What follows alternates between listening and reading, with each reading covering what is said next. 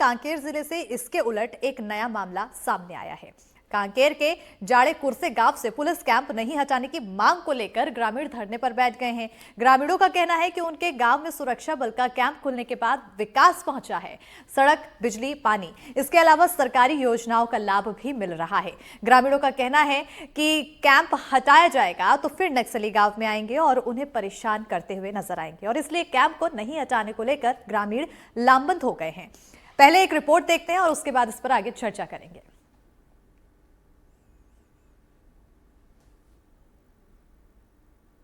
इतिहास में आपने पहली बार ये सुना होगा कि कांकेर जिले के जाड़े कुरसे गांव के ग्रामीण कैंप को यथावत रखने की मांग को लेकर डटे हुए हैं। आज तीसरा दिन है, यहाँ पर ग्रामीण प्रदर्शन कर रहे हैं। मेरे पीछे देख सकते हैं, ये तमाम जो ग्रामीण हैं वो कैंप के जो रास्ते हैं उस रास्ते को उन्होंने बंद कर दिया है, सड़क पर बैठे हुए हैं। क्या नाम है भैया आपका? मिथिलेश जैन। अच्छा, ये बताइए, आप लोग यहाँ बैठे हैं, क्या कारण है?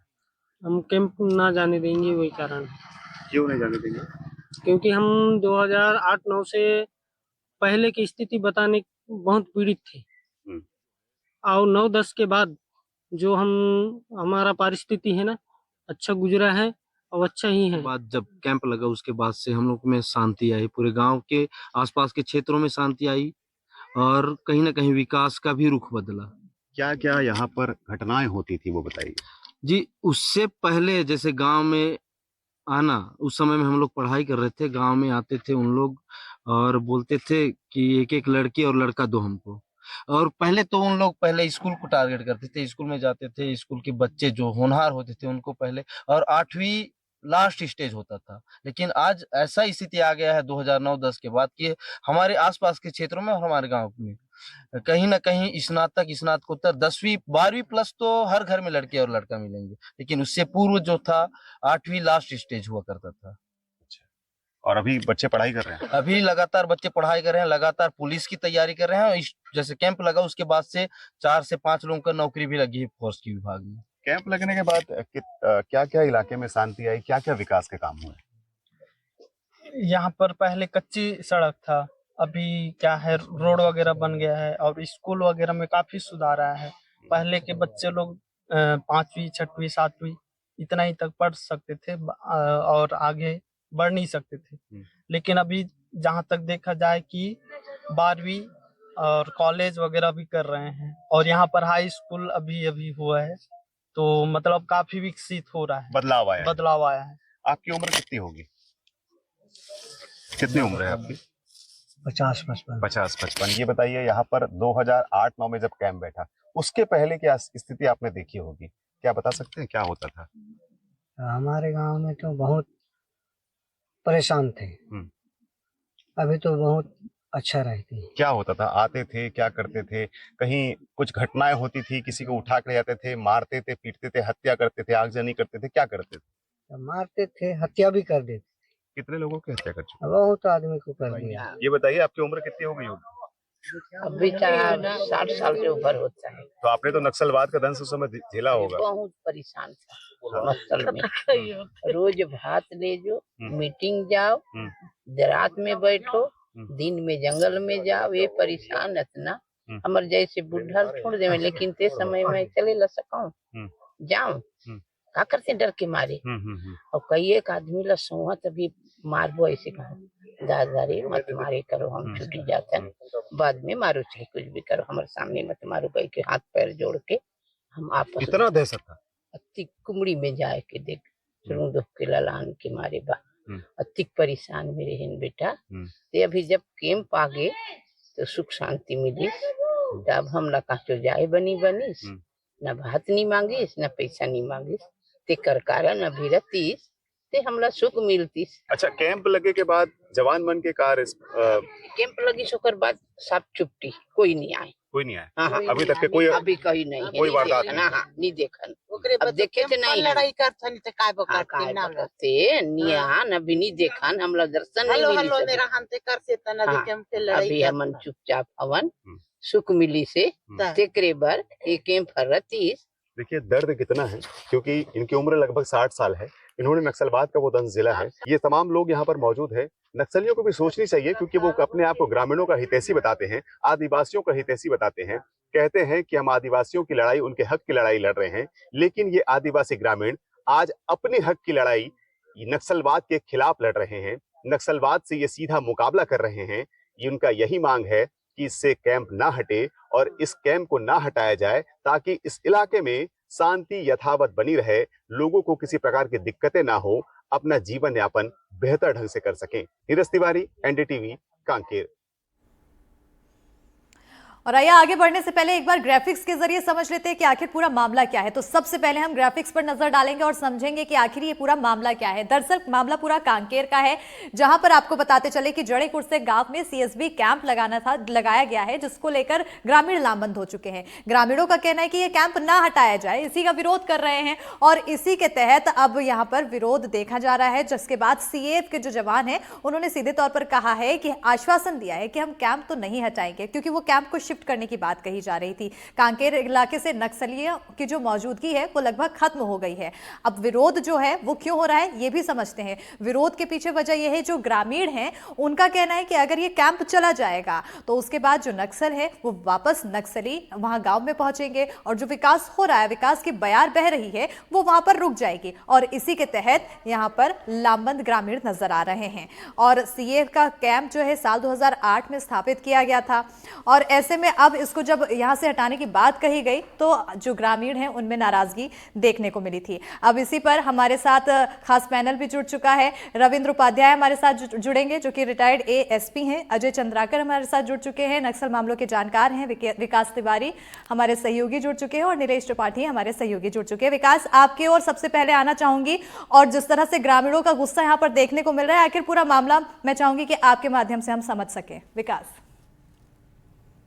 देखिए, ये अपने आप में ऐतिहासिक विरोध होगा बस्तर को लेकर अगर देखा जाए तो, क्योंकि इसके पहले अगर हम देखें तो बस्तर से लगातार यही आवाज निकल कर आती रही कि हमेशा सुरक्षा बलों के कैंप का विरोध किया जाता था। आप सिलगेर का आंदोलन देख लें या सुकमा, बीजापुर, दंतेवाड़ा के अलग अलग इलाकों के आंदोलन को देख लें, तो वहां पर जो सुरक्षा बल के कैंप थे उन्हें स्टेब्लिश किया जाता था। वहां पर हमेशा से ही जवानों को ग्रामीणों के विरोध का सामना करना पड़ता था। ग्रामीण आरोप लगाते थे कि अगर सुरक्षा बलों के कैंप स्टेब्लिश किए जाएंगे तो उन्हें आजादी से जंगलों में घूमने में प्रतिबंध लगा दिया जाएगा। लेकिन ये बस्तर में पहली दफे देखने को मिल रहा है कि झाड़े कुर्से में ग्रामीण 3 दिन से आंदोलन में बैठे हैं और आंदोलन की वजह भी सुरक्षा बल के कैंप है, लेकिन वो उसे हटाना नहीं बल्कि स्थायी तौर पर लगे रहने देना चाहते हैं।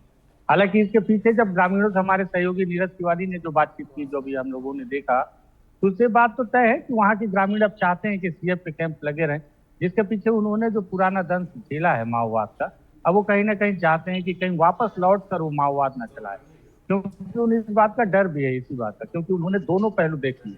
जब जवानों का कैंप नहीं था उस दौरान वहाँ की क्या परिस्थिति, और जब जवानों के कैंप लग गए तो उसके बाद परिस्थितियों में क्या बदलाव आया। तो दोनों ही परिस्थितियों को उन्होंने बखूबी देखा है, झेला है, और यही वजह है कि उनके मन में डर है कि कहीं अगर कैंप हटा लिए जाए तो वापस वो पुरानी तस्वीर फिर से ना आ जाए उनके सामने, कि फिर से माओवादी उनके सामने आ जाएं और उनके सारे जो विकास के दावे, जो सुकून, जो शांति है, वो उनसे छीन लें। इस तरह का बयान अभी ग्रामीणों के द्वारा ही दिया जा रहा है। बिल्कुल।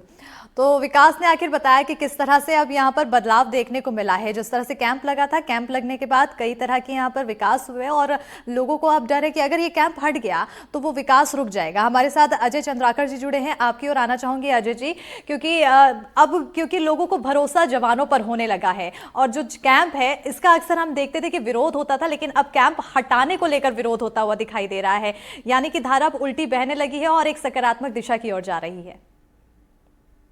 बिल्कुल अस्मिता जी, ये जो आदिवासी वहां पर प्रदर्शन कर रहे हैं, धरने में बैठे हैं, ये जीवन जीने की सुरक्षा जो हमारे भारतीय संविधान में है उसके रक्षक नजर आए।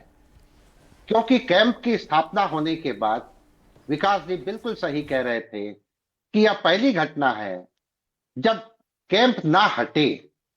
इसके लिए धरने पर बैठे हैं वो नोबल सेवेज, वो भोले वाले आदिवासी जो जान गए कि जीवन की सुरक्षा हमें जो मिल रही है विपरीत परिस्थितियों में, वो कैंप के माध्यम से मिल रही है और यहीं से हमारी जिंदगी पनप रही है।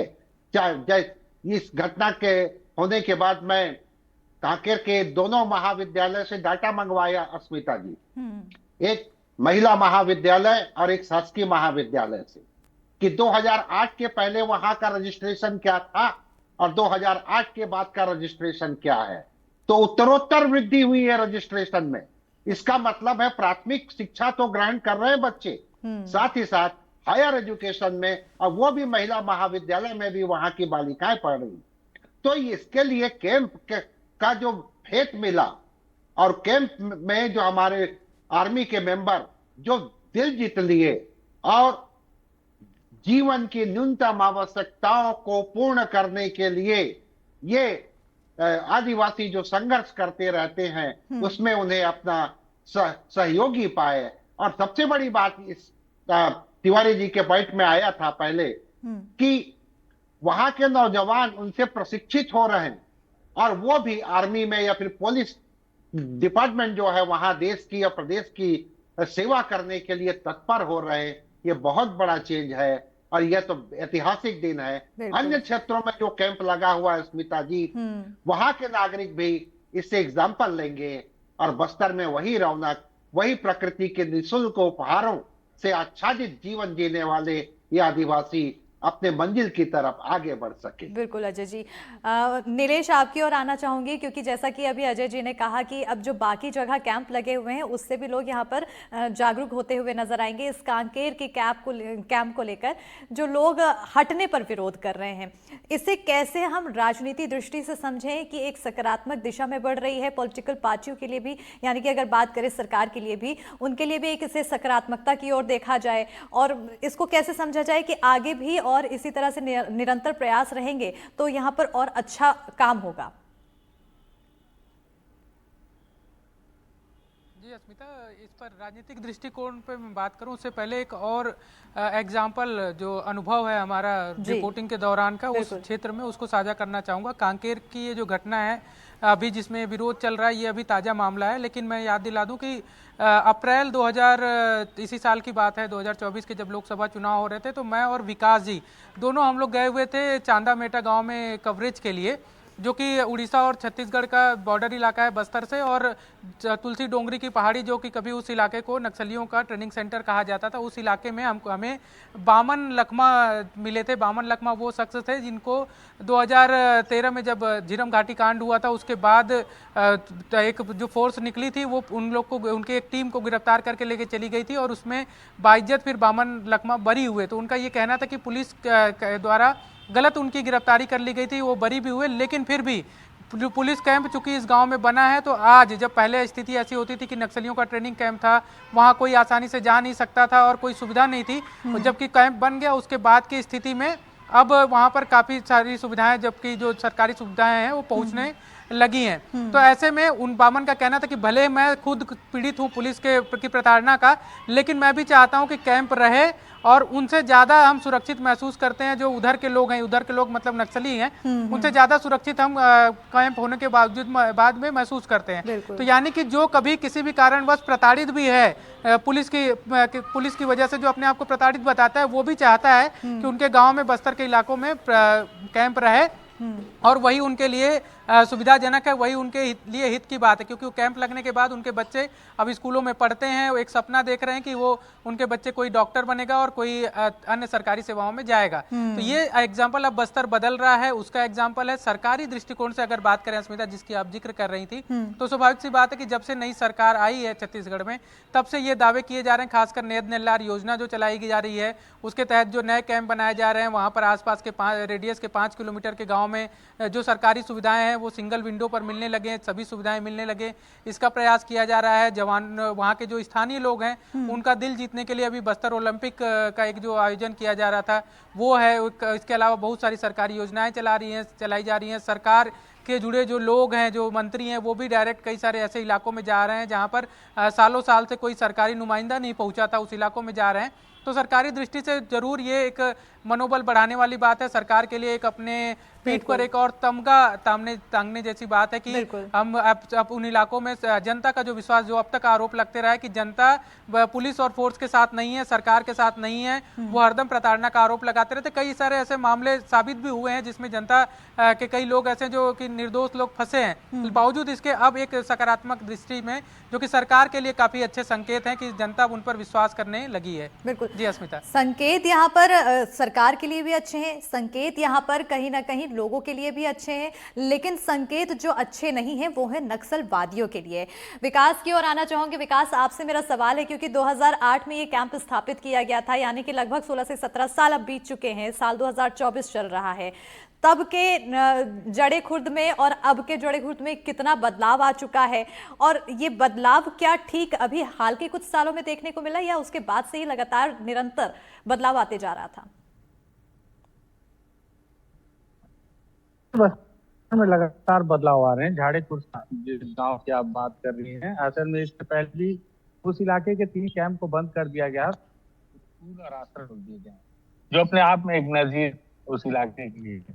और सबसे खास बात यह है कि जिस समय 2009 में जब एस्टेब्लिश किया गया था, उस वक्त उसे माओवादियों की और निसंदेह उस इलाके हुआ है, उन्हें इस बात का डर होता था कि कहीं ऐसा न हो कि माओवादी उन्हें अपराध संगठन में लेकर चले जाएं।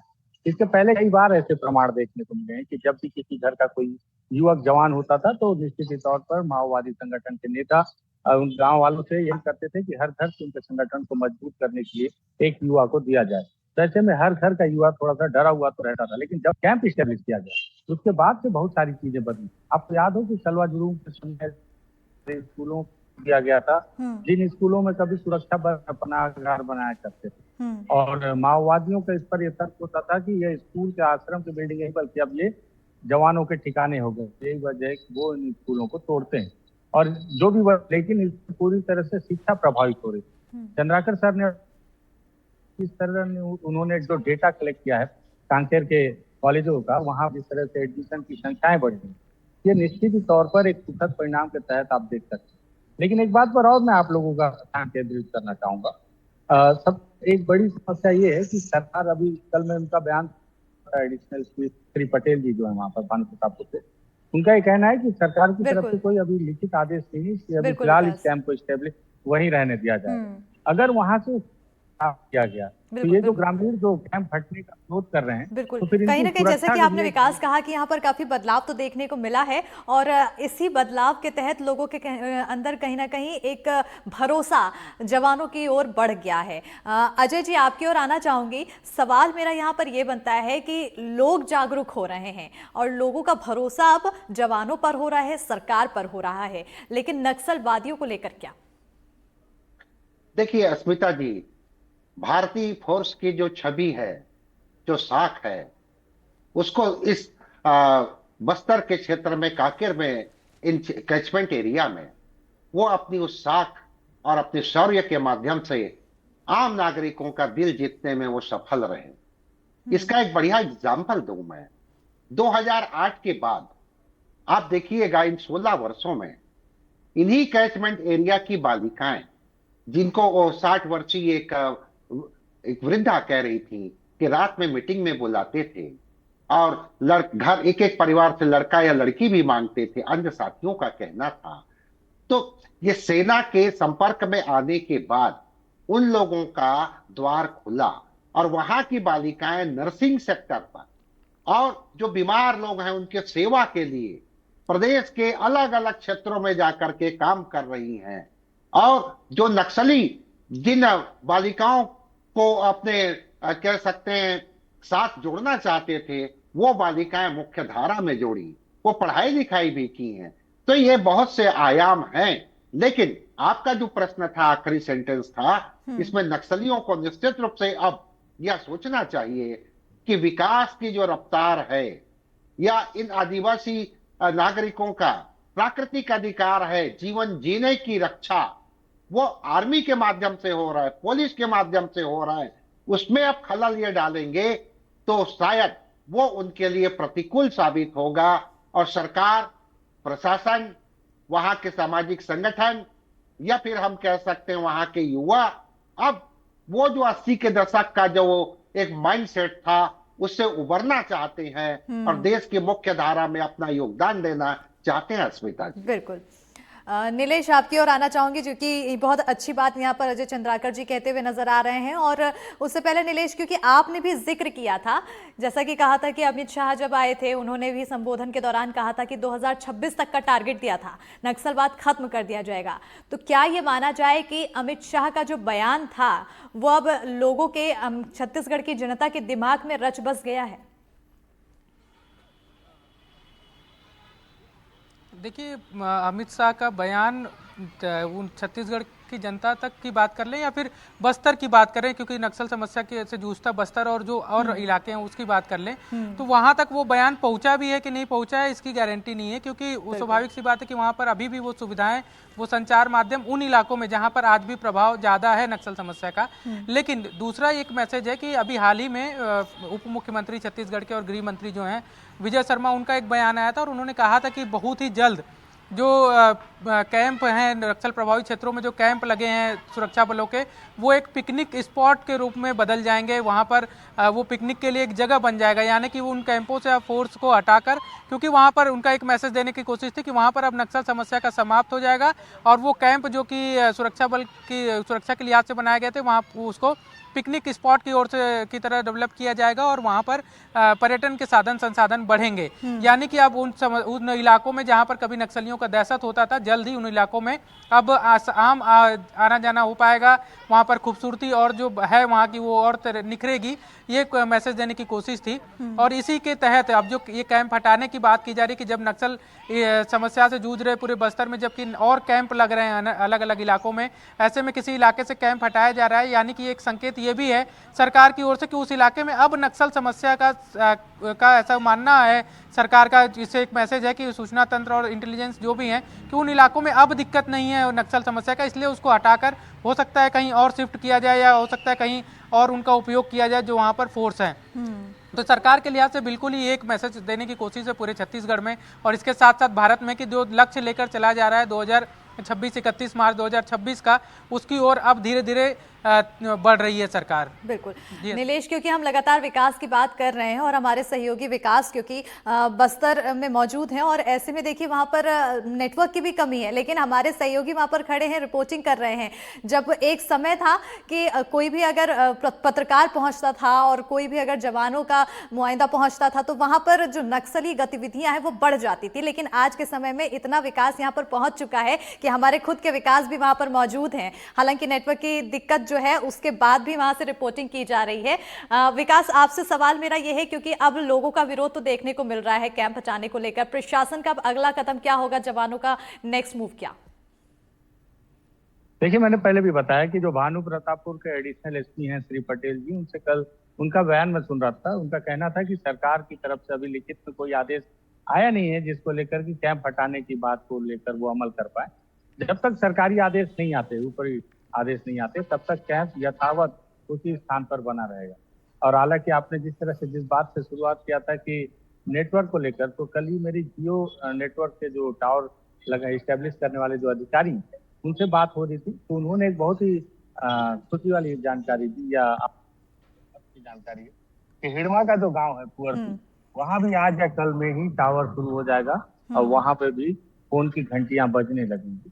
वो बस्तर जहाँ कभी पत्रकार आते थे तो उनके फोन के नेटवर्क गायब हो जाया करते थे, अब उन्हें हिड़मा के गांव में भी फोन का नेटवर्क मिलेगा, वो भी 4G नेटवर्क मिलेगा। तो इस तरह के बदलाव तो दिख रहे हैं बस्तर में लगातार, और ये जो नेयर नीलानार है इससे भी बदलाव की बयान साफ नजर आ रही है और उन इलाकों में बदलाव हो रही है जिन इलाकों में थोड़ी सी भी बदलाव अगर की जाए तो निश्चित ही तौर पर उसका असर नजर आता है। शहरों में आप छोटे छोटे बदलाव करेंगे तो हो सकता है आपको समझ में ना आए, लेकिन उन इलाकों में जिन इलाकों में जो कभी पूरी तरह से माओवाद का इलाका था, उन इलाकों में छोटे छोटे बदलाव आप मसलन अगर छोटी सी सड़क भी बना दें, आप वहाँ पर एक छोटा सा भवन बनाकर आंगनबाड़ी खोल दें, आप वहाँ स्कूल खोल दें, राशन की दुकानें खोल दें, इतने से ही वहाँ के ग्रामीणों को समझ में आने लगता है कि कुछ तो अच्छा हो रहा है, कुछ अच्छा होने वाला है। क्योंकि इन सब चीजों के लिए भी उन्हें काफी दूर जाना पड़ता था और शिक्षा जैसी चीजें तो उनसे बहुत हो चुकी थी, नदारत हो चुकी थी उनके जीवन, लेकिन अब वो वापस उनके जीवन में लौट के आ रही है।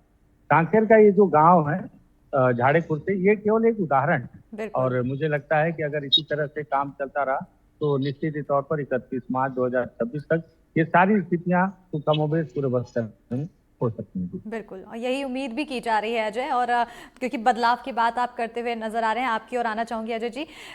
जिस तरह से अब बदलाव यहाँ पर काफी ज्यादा देखने को मिल रहा है, सरकार की नीतियां भी हम देखे हैं बदलती हुई नजर आई है पिछले कुछ सालों में, और हाल में जब सरकार का परिवर्तन हुआ उसके बाद क्या जो टारगेट रखा गया है उस टारगेट को देखते हुए क्या और भी बदलाव होने की जरूरत है नीतियों में? बिल्कुल, यहाँ पर अस्मिता जी कि जो इस ढंग से सरकार अपनी नीतियां बना रही, केंद्र सरकार और राज्य सरकारें आपस में कॉम्बिनेशन करके आगे बढ़ रही हैं, लेकिन चुनौती अभी काफी है, तरह तरह की चुनौतियां।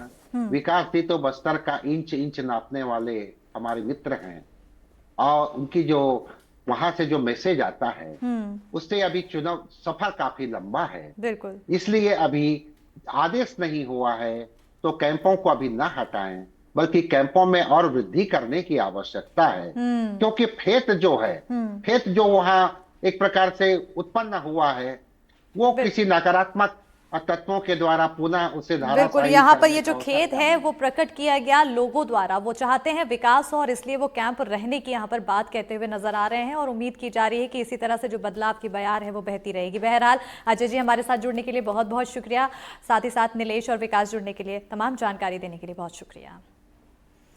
और इसी के साथ हमारे इस खास कार्यक्रम में फिलहाल इतना ही। खबरों के लिए देखते रहिए एनडीटीवी मध्य प्रदेश छत्तीसगढ़।